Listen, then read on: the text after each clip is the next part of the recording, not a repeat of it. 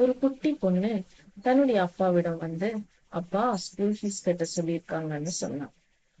குட்டி பொண்ணோட அப்பாவும் சரிம்மா நான் கட்டிக்கிறேன் அப்படின்னு சொல்லிட்டு சொன்னாரு. அந்த குட்டி பொண்ணு மறுபடியும், அப்பா நீங்க எப்படி ஃபீஸ் கட்டுவீங்க?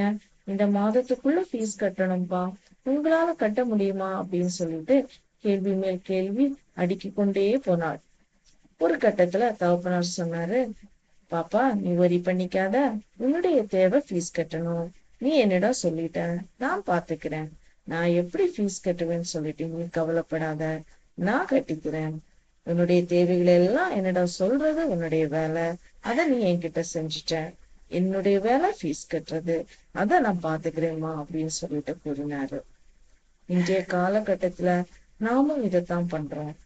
நம்முடைய தேவைகளை எல்லாம் நம்முடைய இயேசுவிடம் சொல்றோம். ஆனா ஒரு கட்டத்தில் நம்பிக்கை இழந்து, இயேசு எனக்கு இந்த காரியத்தை செய்வாரா? இயேசு நீங்க எப்படி இந்த காரியத்தை நீங்க எனக்கு வாய்க்க பண்ண போறீங்க? இந்த காரியத்தை நீங்க எனக்கு வாய்க்க பண்ணுவீங்களா அப்படின்னு சொல்லிட்டு கேள்வி மேல் கேள்வி அடுக்கிக் கொண்டே போறோம். ஆனால் அது நம்முடைய கடமை அல்ல.